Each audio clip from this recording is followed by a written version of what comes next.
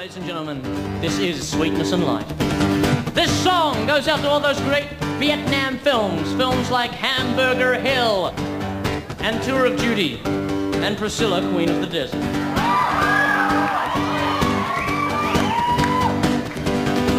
The marching bands came down along Main Street.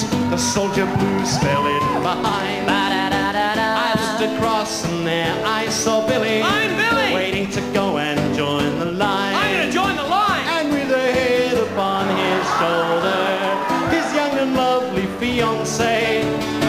From where I stood I saw she was crying, and through her tears I heard her say, Billy, don't go to it. If you go to it, you can fucking consider yourself dropped, because I'm not gonna make love to you if you're an armless, legless corpse. Billy, don't be a hero. Don't be a fool with your life. Billy, don't be a hero. Come back and make me your wife. Do you want sultanas with her? and as Billy started to go, she said, Keep your pretty head low. Billy, don't be a hero. Come back to me. Blam, blam, blam, blam.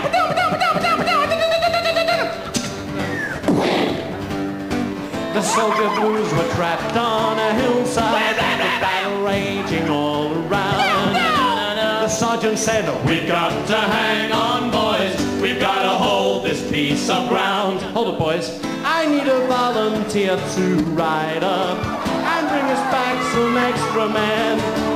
And Billy's hand was up in a moment. Up in a moment? Forgetting all the words she said. Go bless the car! Billy, don't be a hero. Don't be a fool with your life. Billy, don't be a hero. Come back and make me your wife. And as Billy started to go, she said, Where did Billy's head go? Billy, don't be a hero. Come back to me. And then I saw a helicopter flip upside down and Vic Moreau's head went. The average IQ of the fighting soldier in Vietnam was 19. 19. I heard his fiancée got a letter saying how Billy died that day. Horribly. Oh my God, Billy. The letter said that he was a hero. He was a Herod. A Herod? A Herod? Oh no, wait a second, I'm gonna pass on my contact lens. She should be proud he died that way. That's a funny place to get a bayonet stuck.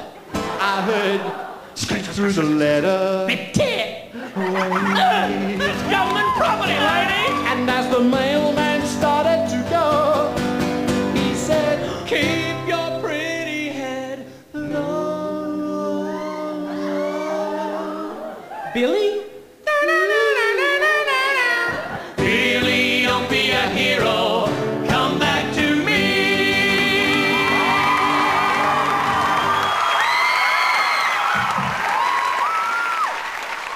In 1975, the Doug Anthony All-Stars went to Perth for the first time and hitchhiked our way across the Nullarbor. And on the way, we got picked up in a combi van that was tie-dyed. As soon as we got into this combi van, I smelled a rat and I found the bloody thing in the ashtray and I thought, oh no, here we go. I looked around the van and sure enough, we were surrounded by a phalanx of hippies. Scum! Filth! Yes. Vermin! Measles!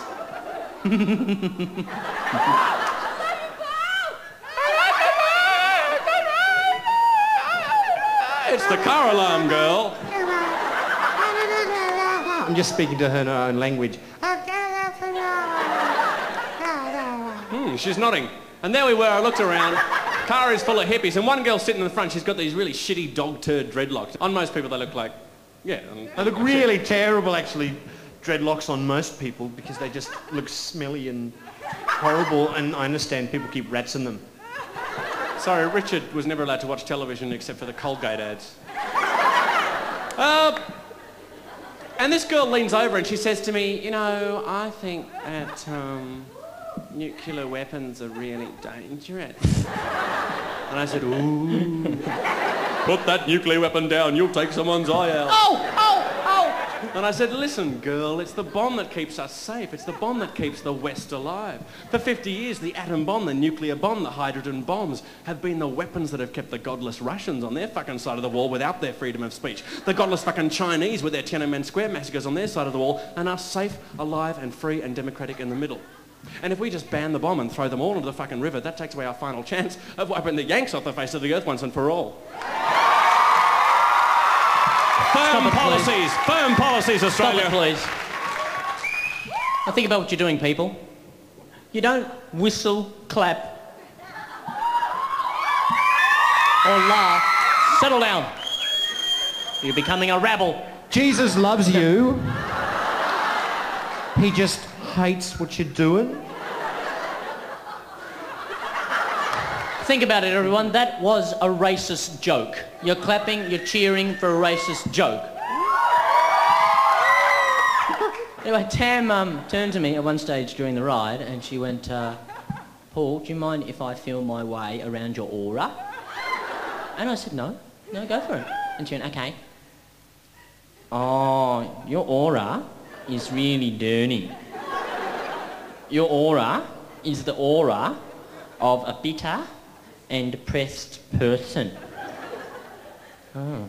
You have the aura of an angry man. And I said to her, fuck off! And she said, no, hey, please. Ooh. Don't treat me like that because I had a great teacher. I had a teacher whose name was Ashram. Ashram Symbolist. His son was the first Buddhist FBI agent, but that's another very long and complicated story. We'd like to ask you to turn your minds back now to a time before Paul was in the group. Is it possible? Yes, when Tim and I were mere buskers on the street and Paul was just this fresh-faced, happy young kid who was sitting in the front row of all our concerts. And Tim, didn't he used to dance like Peter Garrett? You just said that before. You said exactly the same. Either that or he was trying to get up onto the chair. He was a little fella. Oh, God, he was cute as a bloody boot though, wasn't he? Oh, wasn't he, Tim? He used to come up to us after the gig and say, of course he had long Duran style hair in those days too. And big buffy sleeves and everything, and tight pants, the boots that started there, really sharp winkle pickers. Oh, and eye makeup and jodhpurs with big belt buckle, little tiny belt. And he used to walk along the street to himself going, you fade to grey, I'm shaking late milk. He was a lovely kid. Lovely guy. And he used to come up to us after the show and say, you guys are legends. You're not ready. I'd like to ask you now to listen to a song that Tim and I used to do together when Paul was a freckle-faced young kid in the front row, called the Mutant Opera. I'd like to leave the stage now, and you can see the brilliant group that was the Dugout Hill Stars before I actually joined them. It's a power ballad. I went down to my local shopping centre. First song we ever did. The man who served me was a huge placenta. He was now part of my human race.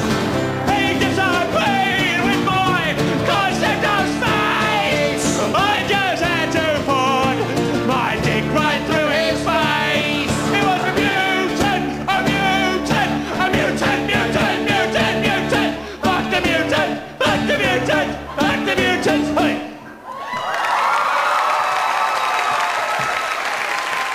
Very, very impressive.